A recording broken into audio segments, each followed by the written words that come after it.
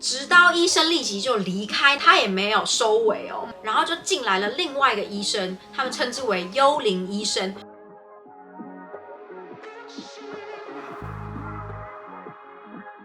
欢迎来到 Higher Day， 我是喜娜，我是台湾妞。今天又到了社会时事议题的单元，今天由我来为大家介绍，就是韩国最近讲到医疗事故的时候，都一定会提到有一个即将要在韩国实际上路的法案，但争议还非常大，而且我也问了我在台湾的医生朋友，他们听到以后都瞠目结舌的一个法案，就是手术室 CCTV 设置义务化。这真的还蛮值得讨论的。对，这个法案是在2021年的8月31号增修韩国的医疗法以后呢，开始宣导。2023年9月25号会开始正式上路。它现在就是宣导期，大概有2年左右的宣导期。CCTV 是全部的手术，不论大大小小都要 CCTV。对对对，这个义务化前提是讲说，当你所执行的这个手术，患者他会被麻醉到意识不明的状态的话，你就必须要有这个 CCTV 的录制过程。所以生产过程会全程被录制。Yes。对，它是义务化。我们等一下就会讨论一下这个法案，有大量的医生反对，也有大量的医生赞成啊，到底有哪些争议的地方？这个法案最一开始呢，是有一位叫做권태희的男性呢，他在整形过后发生死亡的事件而开始立的这个法案，所以他又被称为권태희 법权大西法。这个男生呢，对于自己的下颚有一点点不满意。我看到这个过程，我其实有点伤心，是那个男生其实他长得已经非常非常的优良了，可是他好像因为他的下颚稍微一点突出，其实我看照片我看不太出来。据说他小时候可能国高中生的时候有被同学开过玩笑，就说哎你喝的啊什么这种开玩笑，而导致于他有一个阴影。虽然可能长大过程里面后来已经没有被大家开玩笑或是欺负，但是造成他的阴影。他在没有跟家人商量的状况之下，自己存了一笔钱去做这个正颚手术。但是呢，我不是很确定他做的是不是正颚手术。韩国称之为这手术叫做脸部轮廓手术。我是根据他们前后的这样的说法的话，应该是正颚手术。对对对，就轮廓校正，以及他曾经有这个下颚的烦恼这样子。他的结论呢，就是他在到院之后休克死亡。他们就要求整形诊所出事当天的 CCTV。这一件事情是发生在2016年的时候，整形诊所里面呢会有 CCTV， 可是通常是自保用，避免发生到时候有争议。要求之后，终于最后医师出示了这个内容。比较可以看到受争议的点呢，是这个男子呢，他在手术结束完了以后，已经被移到恢复室了，但是后来在晚上11点多的时候呢，又重新从恢复室把他带回到手术室，而且在那个时候就已经可以看到医生在他身上开始去打一些东西。但是比较奇怪的是，他有意识清醒的过程，中间有一度有看到他的手啊，跟人家讲话的时候手会动啊，这样子，虽然是放在身上，可是可以看到他有在动这样子。这时候他们的麻醉师就已经打电话到附近的大学医院，讲说我们这里有一个病人需要立即送医做输血的治疗，麻烦你们尽快派人过来这样子。对方还有问说他有没有意识啊等等的，他讲说有，现在还稍微有意识。他送到医院以后就迅速的进入休克状态，20分钟以后就心跳停止了。直到医生第一时间他是表示说，我们的麻醉师是一个比较小心谨慎的人，发觉他的血压一直上不来，所以我们才会叫救护车把他送到医院。如果你血压一直上不来的话，就有可能随时随地要进行输血的状况，所以把他送到医院是比较安全的选择，因为医院随时都会有血袋嘛，这样子。他这样讲好像很合理，可是当我们重新去检视整个 CCTV 的过程里面，就会觉得有点漏洞百出。当时在送到急诊室的时候呢，医生有先询问他一些状况，比如说他出血出了多少等等的。那个麻醉的医生呢，他是讲说他的出血量到达了3500cc， 一个成年男子3500cc大概是他2/3的血量，就是出血过多。但是后来记者去访问这个医生的时候呢，医生又改口，就说那个3500cc是指手术现场会有一个吸引器，就是吸那个他们在手术部位伤口部位会一直冒血出来嘛，像我们看牙医会把口水啊血水啊全部都吸掉，这样医生才看得出来那个部位，然后可以正确的的直刀嘛，他是说那个吸引机里面有3500cc，所以里面可能还包含了冲洗的生理食盐水啊、分泌物啊等等的这些东西，所以实际上面血量并没有到3500cc。基于医生这反复的说辞呢，调查的节目呢，他们就把同样的 CCTV 拿去给2位医生去做这个检验，就可以看到说中间在下颚正颚开刀的过程里面呢，一直有发生血喷到地上，旁边的护士拿大拖把擦那个地板的这个画面，看到的这个医生就已经讲说，他这样子绝对失血过量。为什么？因为那个机器已经在吸了，所以是机器没有办法负荷的血量喷到地上，而且从头到尾整个手术过程，护士总共拿拖把擦了13次。天哪！所以他说3500cc 还太少，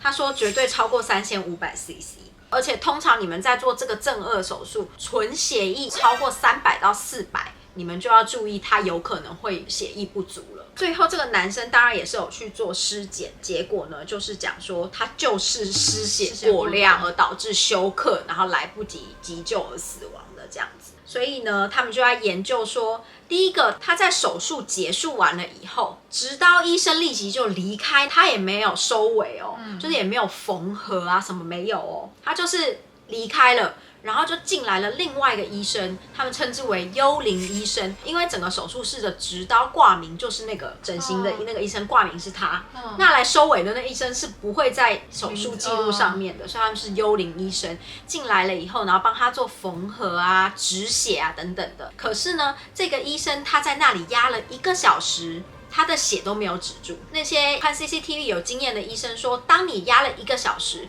他的血都没有止住，你不应该要再期盼他进到恢复室以后会自动止血。手术结束，全部收尾完了以后，1个小时都还在出血，那就是病患他可能凝血机制有问题，或是有其他手术过程的处理不当，导致于流血不止。这时候就要去注意说是不是手术有问题，或是考虑送大医院了。可是呢，那个幽灵医生他的判断能力不足，他们还是把他推到恢复室了，而且推完恢复室以后他们就下班了。全部就是理他了。整形医院嘛，时间到了，撒就全部下班，只剩下恢复室里面有当值的护士，然后会一直去确认病人的血压、心跳等等的。恢复室里面的护士呢，9点的时候发现这个病患的血压急剧的下降，所以他推到恢复室的时候还是一直在流血吗？对，他的血是没有止住的。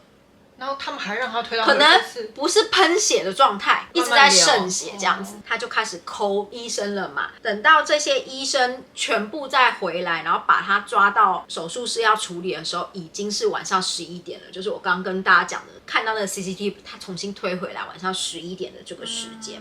而且呢，因为他们是整形医院，他们并没有血库嘛，动用了关系，好不容易先拿到这个血，但他们第一时间却没有帮他输血。那他们的理由是讲说，因为他们在拿到血的同时，跟他们叫救护车的时间是差不多的，所以他们拿到血了以后没多久，救护车就会到，所以他们并没有立即执行输血的这件事情。可是呢，监看 CCTV 的医生说，没有，他们有企图输血，他们有在插针，他们在找血管了，但是因为那个男生血压太低了，所以他的血管可能已经缩得很小，一整天手术的过程里面，导致于他的血管已经缩到太小了。他们又不专业，他们不是常常输血的人，一直插不进去，插到他的血管里面，所以他们才放弃输血这件事情。他们现场有拍到里面有装血液的那个保冷的冰箱，其实已经拿来现场就放在旁边了。医生觉得他们应该是经验不足，没有办法帮这么低血压的人输血，所以才导致于他们现场没有立即输血。可怕的整形医院哦，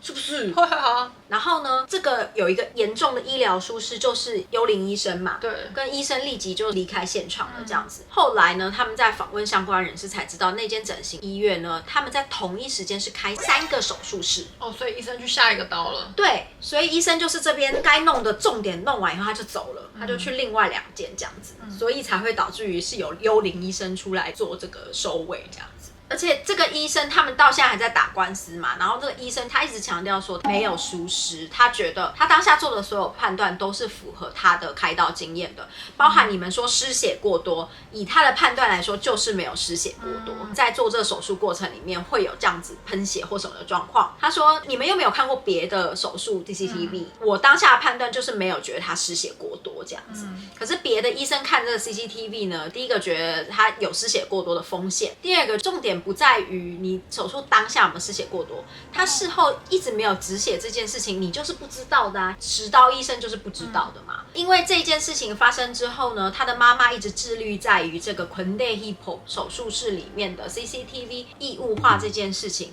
一直致力在这个法律的推动上面。终于在2021年的时候正式通过，然后也说2023年就要上路了。我另外会再跟大家分享几个都是整形诊所，我今天拿来的是整形诊所的啦，但是其实这个法案不是只针对整形诊所，很多大型医院其实也有发生过一些不是很好的一些案子。我现在稍微讲几个，但不是我这集的重点。在首尔有一间非常大的医院叫做峨山医院，那就是算我们松坡著名都会知道的最大的医院这样子。里面呢就是妇产科，其实是韩国第1名的综合医院。那他前阵子有发生一件事情，就是他妇产科里面有一个实习医生，有一点不大正常的是，他就是会说一些，比如说在开刀，病患是没有意识的状况之下，他可能会说：“我可以看一下他触摸吗？”他后来有被拍到 CCTV， 就是他趁负责留下来清场的时候，他会去亲那个病患。所以他后来就是被告这样子。我今天不赘述这个，因为我觉得这阴影太大，因为妇产科是每个女生都会去的。然后呢，他就是中间处理的过程也都有非常有争议，就是他们觉得阿三平丸峨山医院没有很果断的把他 fire 掉，以及目前为止韩国医疗法是没有办法吊销他的医生执照的，所以他现在是被 fire 掉了，然后他也有被判刑，可是问题是判的刑没有很重，他可以出来以后之后在别的地方执照。天哪！怎么这么没有医德？我看完了以后，我觉得阴影太大了，好可怕哦！对，那我接下来就是会依照年份来跟大家分享一些比较重大，属于整形诊所这边的所发生的医疗纠纷。我有个问题耶，嗨，为了避免变态医生出现，病人在失去意识的，就是被麻醉的时候，为什么不能有一个家属在旁边呢？可能因为家属不是专业人士，会看不懂吧。但是至少他可以确认医生不要亲他或对他做那种举动啊。我的意思是。我跟医学完全无相关，我只是突然想到，我们请大家留言给我们。那我先讲的第一个是2013年的这个案子，又到了我们的干爹时间。今天的干爹一样是我们的 Surfshark。但我们 Surfshark 真的很优惠啊，我只能这么说。真的，对，我们之前有跟大家讲说，像 Surfshark VPN 的话，它有好处，在公共场所的时候比较不会被抓到你的隐私啊，也不用担心你的电脑会因为使用公共场所的网络，然后被人家侵入啊之类的。但是除了这些呢，大家应该比较常知道 Surfshark VPN， 它就是为了要跨区 VPN 嘛，所以你就可以使用别的国家 VPN 去看其他国家的限制的网站啊，或者是那个国家限定的影音啊，例如什么 YouTube， 可能跳到美国地区就会有美国地区可以看的影音。跳到韩国可能就会有韩国这边可以看的影音，就是大家比较熟知的 VPN 服务。今天要跟大家讲一个比较特别的 VPN 的服务，就是例如说像我们比价网站机票好了，我们比较常用的 Express 机票网站，它如果你在选择的话，它会有每一个国家会有每个国家特定的优惠，对，什么快闪优惠这种的。你就可以趁这个时候去跨那个国家的 VPN， 而且因为还有时差，因为你知道非常多的饭店网站，他们到了晚上几个小时或者时候会有特别的优惠，最终对，没错，最终优惠的，你就可以去跨到那个国家去购买。对，所以就是像这种时候也可以使用跨 VPN 的服务，这是什么聪明的使用方法？对，我最近就是狂在查机票，很想出国，有没有？真的，而且因为像我自己习惯使用 Google 嘛，然后我就有发现使用 Google， 因为它锁定我在韩国。而导致于我跳出来资料，它就会以韩国的为准。对啊。这时候我就也会用 VPN 去跳，没错，就觉得有点麻烦。然后像机票或者是大家出国要订饭店啊，饭店有很长，就是每个国家会有不同的优惠，这个时候就非常方便。真的，哇，这好聪明哦！这是什么 good tip？ 是。好了，那现在找你去订购 Surfshark 呢，我们有30天无条件退款的这个政策，以及呢，你只要使用 High a Day 这个优惠码的话，就有1.7的折扣，而且呢，订购2年还会再免费送3个月哦，超级划算，赶快去试用一下，去试试看每一国的优惠，订订看。那我们继续回到我们的怪谈喽。2013年的时候呢，有一个留学生他在韩国这边想要进行整形诊所的手术，那他想要做的手术是由大腿抽脂、填补屁股或者是胸部这样子的一个手术。根据他的说法是，他有习惯开着录音笔，留学生的关系，随时可能会有听不懂的东西啊，或者是他一直在学习他的韩文，所以他有开着录音笔的习惯。当天的手术，他的包包是被放在手术室里面的，所以那个录音笔就录到了所有在手术里面的对谈过程这样子。护士们就是有先取笑他的下体，比如说他下体好像是体毛比较丰盛一点的这样子，然后因为要做手术，所以已经把毛剃掉了这样子。可是剃掉以后，可能还是可以看到一些毛的痕迹还是会在嘛。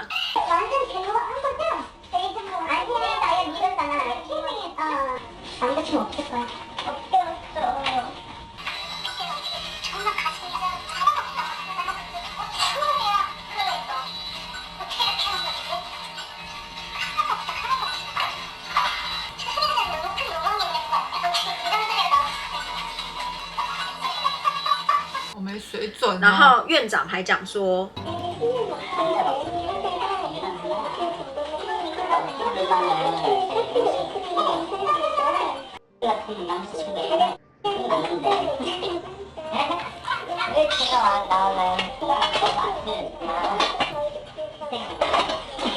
这一切的对话呢，其实对于当事人来说就已经非常冲击了嘛，因为其实它是蛮羞辱性的内容啦。但是我必须要跳脱一段，我绝对不是在包庇医疗人员，可是我说实话，就我所知，医疗人员讲这些干话好像是很长的事情。整形诊所我不讲，但有的开刀房是开刀时数太长了。他们必须要靠讲干话维持他们的，我可以理解讲干话，但是可以讲真的干话，而不是攻击人的话。对啊，对啊。但是因为前提就是他被听到了，而且他整个录音过程里面，最后还有那女生讲说，要是他突然醒来跟我们讲说，其实他没有被麻醉，这些话他都听到了，你们知道有多可怕吗？他们也知道那些话很可怕啊，他们也知道这些话是不可以给病患听到的。对啊，而且我老实说，我看里面我觉得最伤心的是什么吗？女生对女生说这种话。对啊，那些护士都女的，几乎都是讲这些话，说什么哇，你看他，哇，这也太夸张，哇，胸部这么，都是女生讲的。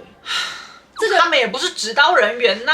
我觉得比较伤心，反而是女生对女生说这种话。所以我觉得先不提人身攻击的部分，因为其实这段话就是病患不应该听到的。对啊，说实话，大家可能也会用一个非常高的道德标准去评断医疗人员讲干话的事情啦。那我只能说这一段呢，我觉得是不应该存在的，因为我觉得好像蛮多医疗人员会说哈，可是我们也常常会开病患玩笑他会当着他的面吗？如果是在指导过程里面，会讲到这么人身攻击哦？这个我就不知道了。因为这个很像你在跟客户开会，然后我突然跟你说，刚刚那个人好胖哦。我们也不会这样讲，我们只会说他说的好没礼貌，这我可以接受。就是他们有可能就是在处理一个自杀的人好了。然后他们可能就再讲一讲什么的，但他们可能就会讲一些黑色笑话。他说啊，他就跳下来的啊，碎掉就碎掉了，不然怎么办？这种我们会听起来会觉得很没有同理心，可是对他们来说，因为他们每天可能要处理这些事情，对他们已经麻痹了。那对他们来说，他们就是要把这个骨头接回去；对他们来说，他们就是要把这个细胶缝进去。人体就是一块肉嘛，那种感觉，我猜啦，对不对？但总而言之，这个女学生呢，她就是录到了这一段的过程，然后她听到以后，当然气爆啊！爆气，他就有去跟整形诊所要求出示这个 CCTV， 那他后来也有顺利取得。我自己个人除了这前面我觉得非常有争议之外呢，另外还有一个超级无敌争议的点，然后这也是韩国有非常多的整形诊所都会强调他们不会做这件事情的，就是呢，帮你面谈的是 A 医生，帮你实际实行手术的是 B 医生。那她这个女生她的状况就是当下帮她面谈的是院长，可是实际帮她做抽脂手术的是另外2名医生，一名是帮她打鼻子玻尿酸的，另外一名呢是帮她用腋下雷射除毛的。那我们也不能说医生不能跨科嘛，重点是在这个手术的过程里面，录音笔录到医生在问说哪边是肌肉，哪边是脂肪。然后说，我吸不出来，是我技术有问题吗？以及应该要执刀的院长在中间突然进来了以后说，你们怎么抽个纸搞得到处都是血，像命案现场一样，这样子就是听起来好像不应该有那么多血，对，好像帮他执刀人是很不专业的。听到的这个女病患当然就崩溃啊，她就会觉得说，所以我现在身上是怎样，我恢复期这些都是正常的嘛。最妙的是后来医院跟这个病患互告，但是病患并没有真的发生医疗纠纷嘛。总而言之，这个病患是告这个医院性骚扰那一类的，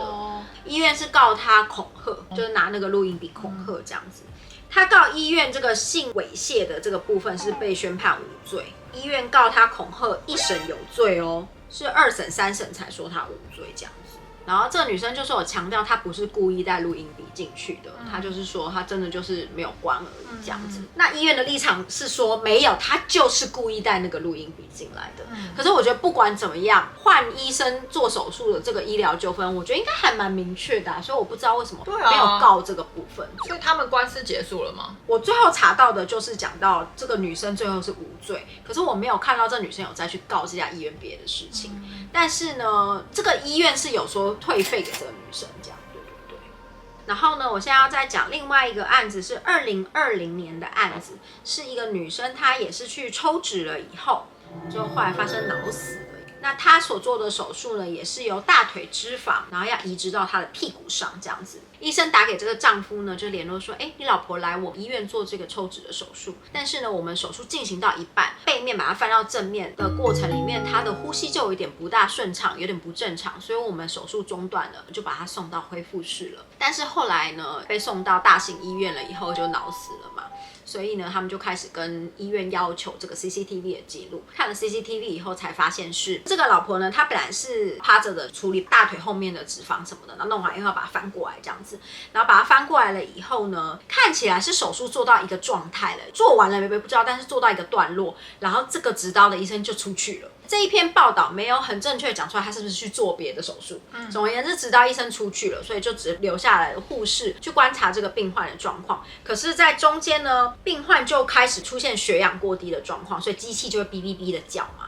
你还可以看到 CCTV， 就是护士拿测血氧的那个夹在自己的手上，想要看是机器的问题呢，还是真实发生的状况。然后护士发现他真的血氧过低了以后呢，他们就开始确保他呼吸道畅通，并开始做 CPR， 通知其他的护士跟医生人员重新返回这样子。但是 CCTV 里面发生一个我自己看了以后，我觉得非常非常可怕的状况。什么？他们已经做 CPR， 然后医生进来了，可是医生进来了以后呢，医生是一边在对他的大腿继续去做剩下该做的手术，就是还有重新上优碘消毒，然后呢在上面不知道在割什么，不知道在打什么东西，是局部麻醉的针吗？可是他在打局部麻醉的针的同时，一边还在用另外一只手去压他 CPR。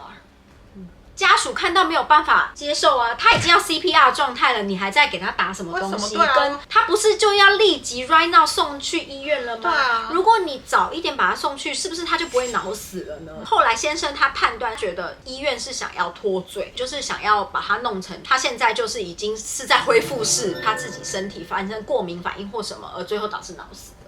家属猜测啦，因为整个手术过程里面是有 CCTV 的嘛，所以一样这 CCTV 有给别的医生看过，表示说因为他正好是在 Corona 的时期里面做手术的，所以病患是戴着口罩做手术的。可是在全身麻醉又戴着口罩，其实对病患有提高风险的状况，因为他就会呼吸困难嘛。你就要非常注意这个病患呼吸的状况，包含看他的胸部起伏、肚子起伏的程度跟大小。他说透过 CCTV 里面就有注意到他的胸部跟腹部的起伏程度有点过大，代表说这个病患他有可能呼吸困难，而导致于他需要就是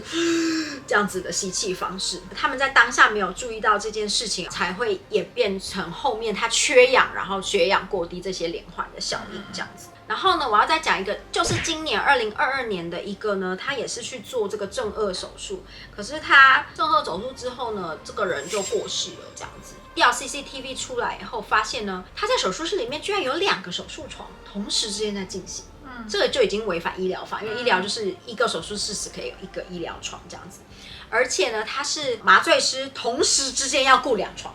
这件事情也是不可能，就是麻醉是不可能同时间顾2床，全身麻醉是很高风险的一件事情，所以随时都要注意就是病患的状况，所以这件事情也是严重的违反医疗法这样子。以及整形医院最常发生的事情又一样，医生做完手术以后他就出去了，所以所有的缝合等等呢都是由护士去执行的这样子，就是今年也是发生了类似像这样子的事情。也就是这一些2013年可能更早之前这样陆陆续续发生的各种的手术而产生的争议呢，让他们最后决定修改这医疗法去做这个手术室的 CCTV 设置义务化。那这个争议点是什么呢？手术室里面呢是非常没有隐私的嘛，对，患者是全部脱光光的，患者又是在一个没有意识的状态之下，变成医院的院方呢，他们要负责管理这个 CCTV 的安全性嘛，就是你不能让它流出啊，这个责任又变成是在医院这边，所以不管是医生或是院方的立场，他们都会觉得你把这个义务化，可是你并没有另外的辅助法案，如果隐私外流，其中一个职员把东西抠出去了，要怎么办？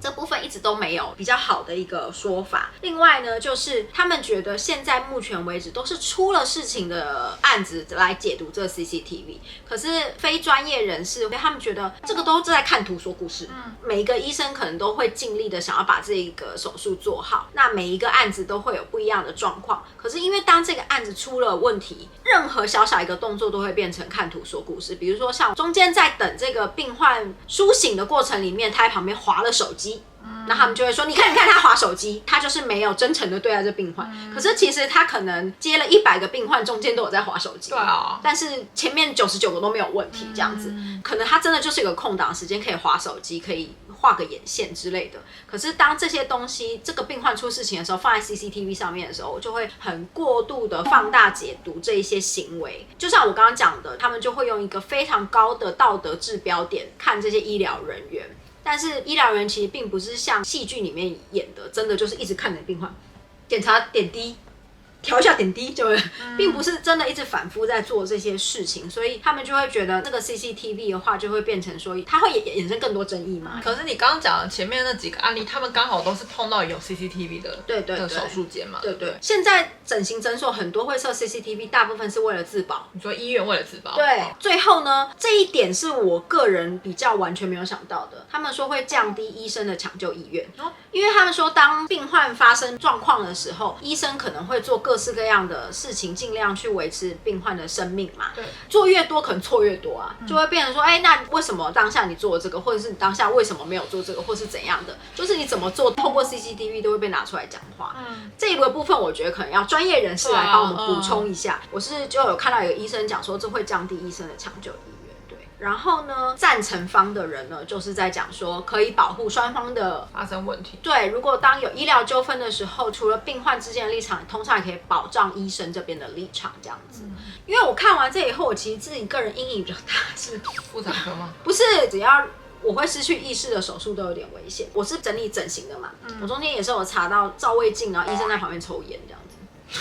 这种就是有点荒唐。我之前看到台湾一个新闻报道说，台湾的麻醉师的数量非常低，供不应求，所以很多手术间他们不是麻醉医生，是麻醉护士。在处理这个也是台湾之前好像问题蛮大的，因为就是真正有拿到麻醉师执照的医生实在太少了，供不应求状况之下，就是会变成精力比较多的护士来替代麻醉医师，就会风险会提高的意思吗？之前看到一个新闻在讲。好，因为我们这辈子一定会做一些什么大肠镜检查呀、胃镜检查，我们常常都会选择舒眠麻醉啊等等的。所以在你失去意识的时间，到底发生了什么样的事情呢？好可怕哦！看了以后，之前有个电影就在讲这件事啊。对，那个电影真的是很惊悚对对，就会很可怕。对，因为这议题它的时间还没上路嘛，但它已经就是成立确定要义务化就对了。对，非常欢迎大家留言跟我们分享你的想法，因为我还蛮好奇大家对于这件事情的想法，特别是如果本身是医疗人士的话，你也可以分享你的想法给我们，跟你自己身为一个病患，你可以接受在毫无防御的状态下面就是被 CCTV 拍摄吗？对，这真的好难哦。可是如果它不会被流出去，好像也没关系。没有人愿意它被流出去对啊，但是因为现在你走出门到处都满是 CCTV， 只是看有没有穿衣服。